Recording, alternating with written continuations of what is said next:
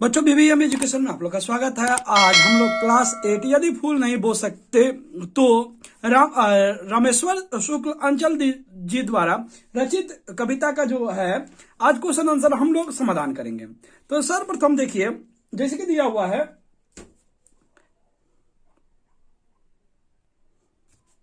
वस्तुनिष्ठ प्रश्न। देखिए यदि फूल नहीं बो सकते तो किस विधा की रचना है। तो देखिए कहानी लिखा हुआ है, ख नंबर नाटक, कविता, एकांकी। तो कविता का है तो कविता में आप लोग टिक लगा दीजिए। उसके बाद देखिए यहाँ पे जैसे कि दिया हुआ है कवि के अनुसार किसका मन कमजोर है। तो देखिए दानव का, मानव का, राघव का उपयोग में से कोई नहीं, तो मानव का मन कमजोर है तो मानव का मन लगा देंगे। देखिए कटुता का संबंध कहाँ होता है। तो देखिए ममता की शीतल छाया में, भ्राता की कोमल काया में, पिता के सानिध्य में, उपरोक्त में से कोई नहीं, ममता की शीतल छाया में। तो ये लगा दीजिएगा तो हो जाएगा। उसके बाद देखिए जैसे कि दिया हुआ है पग पग पर शोर मचाने से क्या नहीं जमता। मतलब पग पग पर अगर बार बार आप लोग चिल्लाइएगा, ये हल्ला कीजिएगा, जुलूस कीजिएगा तो क्या होता है कि यहाँ पे दिया हुआ है संकल्प नहीं जमता। तो संकल्प में आप लोग टिक लगा दीजिए। उसके बाद देखिए हम लोग अब लघुत्तरीय प्रश्न करेंगे। देखिए जैसे कि दिया हुआ है कभी मंदिर मस्जिद के बजाय कहां सिर टेकना चाहते हैं। देखिए जैसे कि लघुत्तरीय का पहला नंबर है ममता की शीतल छाया में किसका समन होता है। तो ममता की शीतल छाया में कटुता का समन होता है, इतना ही लिखना पर्याप्त है। उसके बाद देखिए मन में संकल्प कब नहीं जमता है। तो देखिए यहाँ पे होगा कि मन में संकल्प पग पग पर शोर मचाने पर नहीं जमता है, तो यहाँ पर बिंदु दे दीजिएगा तो हो जाएगा। उसके बाद देखिए मारुत शब्द का प्रयोग कैसे व्यक्ति के लिए किया गया है। तो यहाँ देखिए लिख सकते हैं आप लोग कि मारुत शब्द प्रयोग ऐसे व्यक्ति के लिए किया गया है जो कठिन से कठिन परिस्थिति में भी जीत के लिए प्रयास करता है और प्राप्त भी करता है और कभी असंतुष्ट नहीं होता। मतलब कभी डर नहीं मानता है, हर परिस्थिति में जीतने की कामना रखता है। कवि ने चेतन किसे कहा है।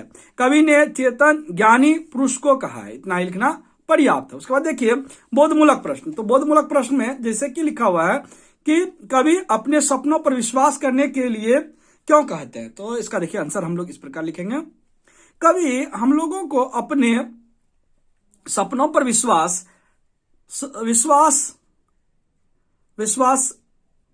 सपना देखने हम लोग आगे नहीं बढ़ सकते हैं। मतलब कि अगर जाके हम लोग सपना नहीं देखेंगे तो आगे नहीं बढ़ सकते हैं, इसलिए सपना देखना बहुत जरूरी है। इसलिए क्या कहा, सपनों को देखने के पश्चात ही हम लोग उसके अनुरूप मेहनत करेंगे। हमें केवल सपने के बारे में ही सोचना चाहिए। कवि कहते हैं कि बीते दिनों की बातों को भुलाकर हमें सपनों को पूरा करने का प्रयास करना चाहिए। दुनिया की रीति नियम को छोड़कर हमें सपने को पूरा करने के लिए कहते हैं। सपना पूरा होने के पश्चात हमें सुख की अनुभूति होती है, इतना लिखना ये पर्याप्त है। देखिए जैसे क्वेश्चन है कि कवि ने लोगों को क्या क्या करने की सलाह दी है, पाठ के आधार पर स्पष्ट कीजिए। देखिए जैसे कि है कि कवि ने यदि फूल नहीं बो सकते के आधार पर हम लोगों से कहा है कि यदि हम लोग दूसरों की भलाई नहीं कर सकते तो दूसरों की बुराई नहीं करना चाहिए। हमें संकट में घबराने के लिए नहीं कहा है, हमें अपने सपनों पर विश्वास करने के लिए कहते हैं। हमें जीवन में केवल आगे बढ़ने के लिए कहते हैं। दुनिया के रीति रिवाज को भुलाकर हम लोगों को सपना पूरा करने के लिए कहते हैं और हम लोगों से पग पग पर शोर मचाने के लिए नहीं कहते हैं, क्योंकि शोर मचाने से मन एकाग्र नहीं होता है। इसलिए हम लोगों को मन एकाग्र नहीं होती है, तो इसलिए हम लोगों को क्या करना चाहिए, मन को एकाग्र करने के लिए पग पर शोर नहीं मचाना चाहिए। उसके बाद देखिए जैसे कि दिया हुआ क्वेश्चन में कि प्रस्तुत कविता के मूल भाव को स्पष्ट कीजिए। मूल भाव का देखिए, इसको बड़ा भी लिख सकते हैं और छोटा भी लिख सकते हैं। जैसे देखिए मैंने छोटा करके लिखा है, आप लोग चाहे तो बड़ा भी इसको लिख सकते हैं। यदि फूल नहीं बो सकते तो के कवि रामेश्वर शुक्ल अंचल जी हैं। यहाँ कवि ने लोगों को बताया है कि मनुष्य दूसरे के लिए कुछ अच्छा नहीं कर सकता है तो बुरा भी नहीं करना चाहिए। उसे अपने हर कल्पना पर विश्वास करना चाहिए। बीते दिनों के दुखों को याद नहीं करना चाहिए।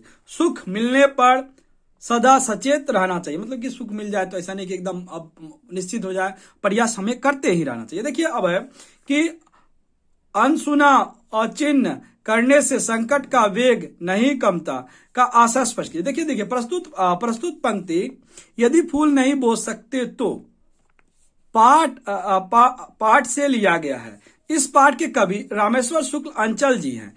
इस पंक्ति का आशय यह है कि किसी भी कार्य या क्रियाकलाप को अनसुना करने से वह कम होता है, उसकी वेग बनी रहती है। इसलिए हम लोगों को समस्या का समाधान करना चाहिए, अनसुना नहीं करना चाहिए। इतना लिखने से पर्याप्त है। उसके बाद देखिए निम्नलिखित शब्द का विपरीत शब्द लिखिए। तो जैसे कि है शीतल का उष्णता हो जाएगा, कटुता का मूर्धता हो जाएगा, कतार का साहसी हो जाएगा, कतार का साहसी हो जाएगा, शोर का शांत होगा, मुर्दा का जिंदा होगा।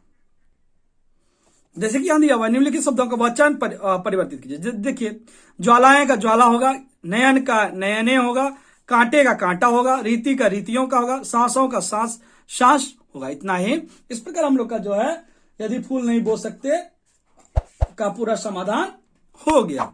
आशा है कि आप लोग को भी समझ में आया होगा।